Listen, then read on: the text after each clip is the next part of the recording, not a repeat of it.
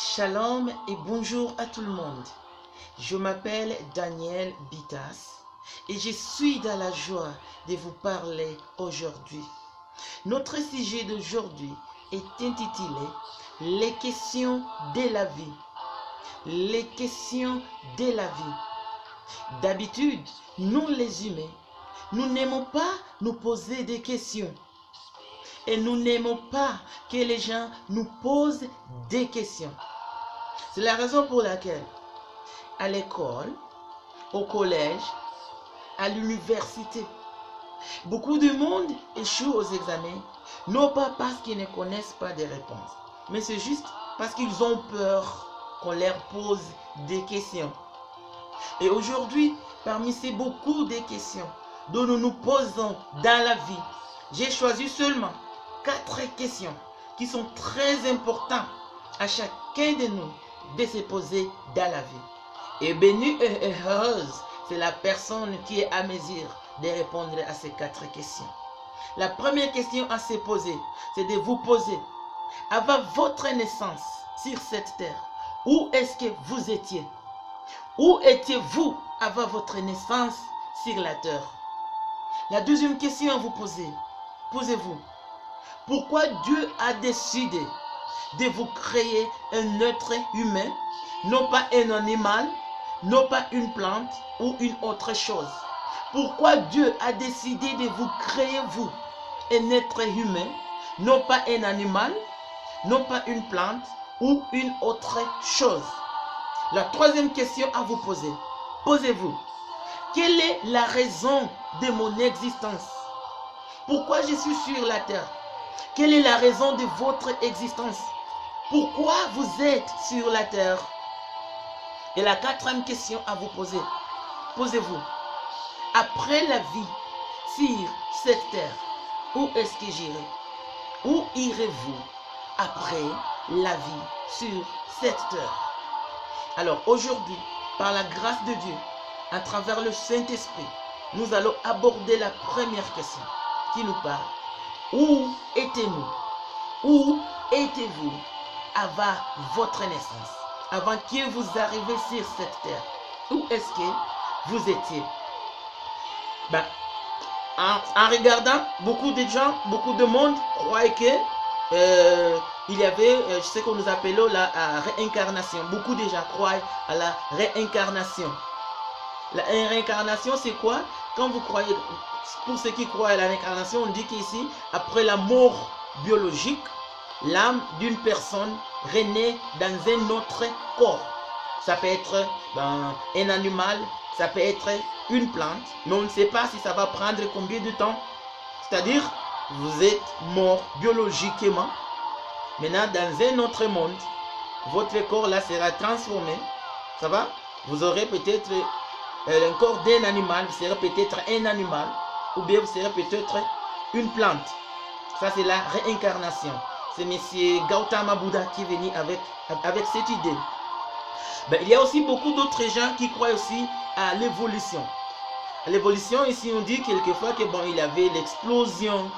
Je ne sais pas, l'explosion, on est descendu sur la terre, c'est pas, il y avait des évolutions, des changements, on était, je ne sais pas, des bactéries, c'est pas, on était des virus, je ne sais pas, de mammifères, des dinosaures, je pensais jusqu'à ce qu'on est arrivé à l'étape dont on est aujourd'hui, des humains. Il y a aussi, c'est M. Charles Darwin qui est venu avec cette idée-là d'évolution. Et la science aussi nous dit aussi. Il y a aussi beaucoup de monde qui croient aussi à la conception, disent que la vie juste commence seulement à la conception. Qu'on est conçu et c'est là où vous commencez la vie. C'est-à-dire, après ça, bien avant ça, vous n'existez pas.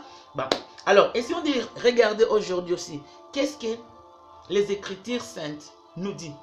Qu'est-ce que les Écritures saintes nous disent de là où nous étions avant notre naissance, avant notre arrivée sur la terre? Quand vous lisez la Bible dans Jérémie chapitre 1, verset 5, la Bible dit ceci. Je vais juste lire la première phrase là. Ça nous dit ceci. Je te connaissais avant même de t'avoir formé dans le ventre de ta mère. Waouh! Quel Dieu merveilleux. Il dit qu'il vous connaissait. Avant même qu'il vous forme, avant même qu'il vous crée, avant même que vous soyez conçus dans le ventre de votre mère. Il y a un Dieu quelque part qui vous connaissez. Wow. Gloire à Dieu. C'est-à-dire, vous n'êtes pas n'importe qui.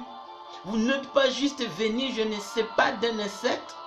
Vous n'êtes pas juste venu, je ne sais pas, des dinosaures, de chimpanzés quelque part. Ce n'était pas là où vous étiez. Vous étiez dans les pensées de Dieu. De même, vous n'étiez pas aussi une plante, je ne sais pas, une plante quelque part. Non, non, non. Vous étiez dans le pensée de Dieu. Peu importe l'instrument, l'outil que Dieu a utilisé pour vous amener sur cette terre, la porte que Dieu a utilisée, excusez-moi, pour vous amener sur cette terre qui est notre mère. Il y a de ces autres gens-là qui ont de la chance.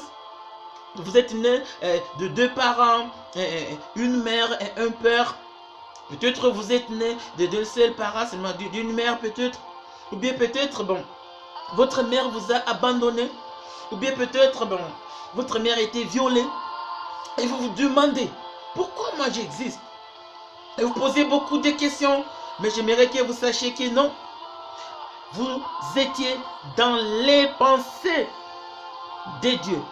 Et imaginez-vous, mes chers frères et sœurs, si Dieu pensait à vous, si vous étiez dans les pensées de Dieu, si Dieu vous gardait pendant toutes ces années-là avant que vous ayez né, combien à plus grande raison que vous êtes né maintenant. Si Dieu vous protégeait pendant que vous étiez un noyau dans le ventre de votre maman, pendant que vous étiez, je ne sais pas, un zygote, pendant que vous étiez un fœtus, pendant que vous étiez, je ne sais pas quoi, mais Dieu vous protégeait. Et il ne nous a pas seulement protégé vous, il a aussi protégé votre maman. Il a gardé votre maman, la grossesse, partout votre maman passait, Dieu le protégeait pour qu'il ne puisse pas se cogner.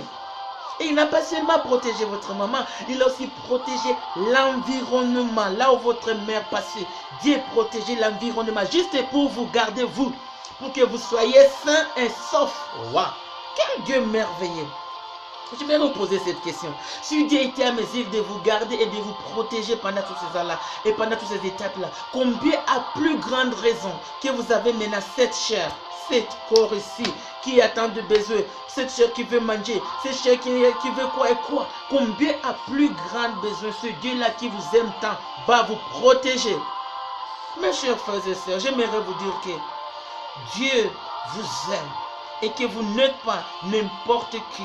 Vous étiez dans les pensées de Dieu. Et quelles sont ces pensées que Dieu a envers nous? Quand nous lisons Jérémie 29, verset 11, la Bible nous dit que oui, moi le Seigneur, je connais les projets que je forme pour vous. Quels sont les projets que Dieu forme pour nous?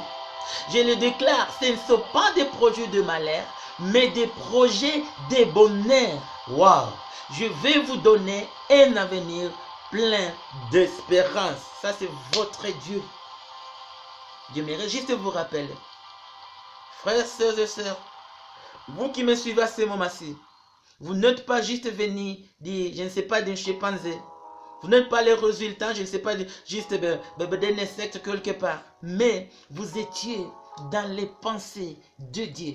Et que Dieu a de bonnes pensées pour vous. À tout moment, quand Dieu vous voit, il planifie de bonnes choses dans votre vie. Oui, quelquefois, peut-être vous êtes en train de traverser des moments un peu difficiles. Cela ne veut pas dire que Dieu n'est pas avec vous. La parole de Dieu nous dit que même quand on marche dans l'ombre des vallées de la mort, le Dieu là sera toujours avec nous. Ne craignez rien. Continuez à mettre votre conscience, votre confiance en Dieu. Et je vous dis, au temps opportun, Dieu va se réaliser. Alors, c'est pour moi, j'aimerais juste que nous puissions répondre à cette question.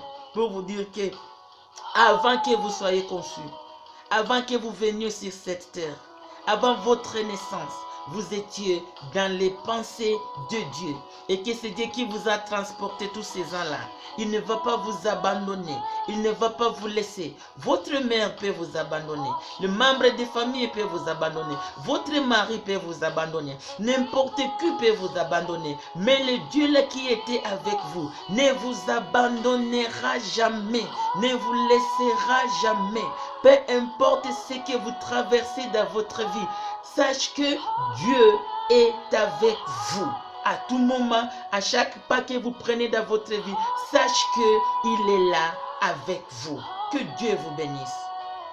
Vous êtes là et vous me suivez. Et peut-être vous voulez aussi donner votre vie en Jésus-Christ. Vous voulez recevoir Jésus-Christ comme votre Seigneur et Sauveur personnel dans votre vie. J'aimerais que vous puissiez répéter cette prière après moi. Dis Seigneur Jésus, je viens devant toi. Pardonne-moi mes péchés. Je t'accepte aujourd'hui comme mon Seigneur et Sauveur personnel dans ma vie. Sois avec moi chaque jour de ma vie. Dirige-moi et protège-moi au nom de Jésus. Amen. Oh, gloire à Dieu et félicitations à tous ces mondes-là qui ont pris la décision de recevoir Jésus-Christ comme leur Seigneur et Sauveur personnel. La chose que je vais vous dire maintenant est que si vous avez reçu Jésus-Christ comme votre Seigneur Sauveur personnel aujourd'hui, cherche une église là où on prêche Jésus-Christ et commencez à fréquenter cette église. Et lisez aussi la Bible, lisez la parole de Dieu et priez. Et je vous assure que votre vie ne sera pas la même. Que Dieu vous bénisse, que Dieu vous protège. Shalom, au revoir et soyez bénis. Bye, ciao, ciao. Bye.